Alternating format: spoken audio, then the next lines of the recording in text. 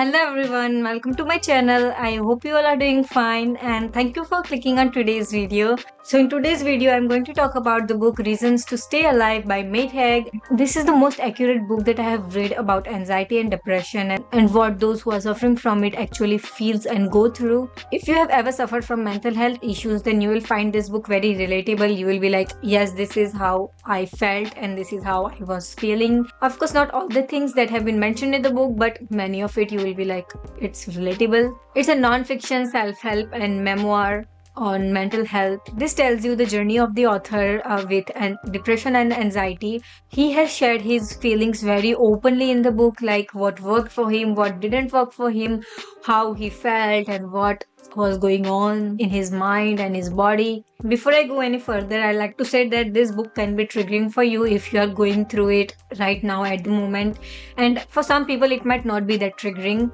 So it totally depends on you, as it talks about all the negative thoughts and things that come to a depressed person's mind and what they actually feel. So it can be very negative and also very positive for you. If you are someone who has suffered from it in the past or you are overcoming it, then you should definitely read this book, as you will find this book very relatable and you will feel like, yeah, this is how I felt. So you will also feel very understood while reading this book. It's hard to explain what you're feeling while suffering from it. So you'll also feel like, as you have found words to explain to other people that what you are actually feeling or what you are actually going through. So this book will definitely give you words to express yourself. So it can also motivate you to share your own story, because the author has been very open about it and you'll be like, okay, I think I can also share it. So this is how this book is. Also, just because some things didn't work for the author doesn't mean that it won't work for you, and also goes for the opposite way too. Like if something worked for him, then doesn't mean that it will work for you. So you have to try and find your own things that works for you and what doesn't work for you. For example, the author is talking about medication. So medication didn't actually work for him, but for some people it really does. So it's just his experience. So it doesn't apply to everyone because everyone is different and everyone feels different while suffering from it. Just don't journalize this book. It's just author's story. And this is the thing with depression and anxiety. Everyone goes through it differently. Everyone feels differently. Everyone wants to hear something different.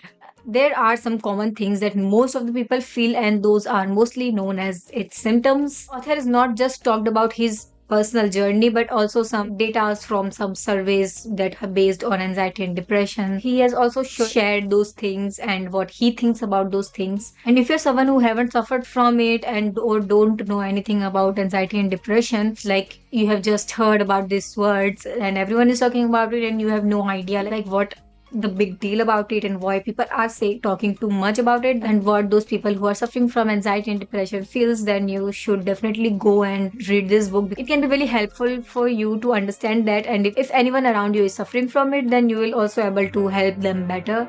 You might find that author is exaggerating some of the things. Going to grocery was a big task for him.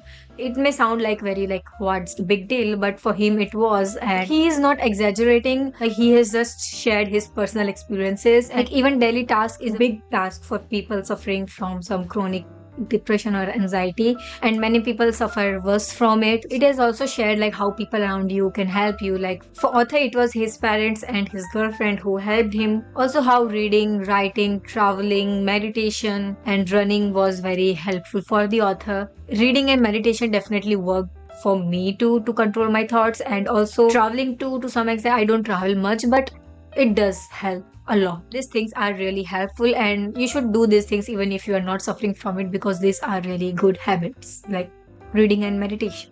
I don't like reading non-fiction self-help books, and this one is literally memoir, like story of someone else. But I do have my personal rating based on how I personally felt about the book. So I have given this book 4 star, and this is just because whenever in the future if I look at this book and the rating, I'll know like, yeah, this is how I felt about the book. So this is the only reason I have rated this book. I really like this book, and this is the second book of Matt Haig that I have read. Like I have read The Midnight Library, which I really loved. I even made like the reading vlog and the review for that book, and I read this book too, and this was very amazing too. Like the way he explained things are very unique. Even Midnight Library was more fiction self-help book, but this one was non-fiction self-help book, and I can say like both the books are very different, but his accuracy in showing reality is very amazing, and Midnight Library is definitely very unique way to describe that.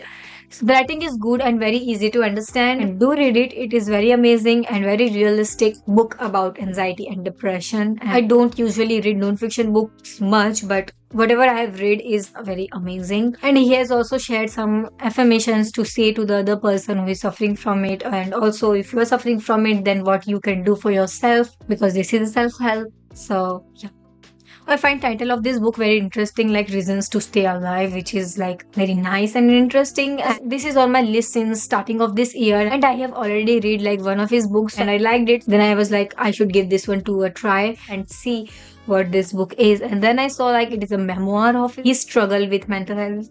Then I was like, I should give it a try. I really like this book too, and both of the books are amazing. And this is my book blog and my Instagram, and I also gave link in the description, so do check them out. And yeah, this was my review on Reasons to Stay Alive by Matt Haig, and I hope you found this review helpful. If you have already read this book or you are going to read this book, then do let me know that in the comment section, and don't forget to share your book recommendations in the comment section. So that's it for this video. See you in the next video. Till then, stay safe, stay healthy, and bye bye.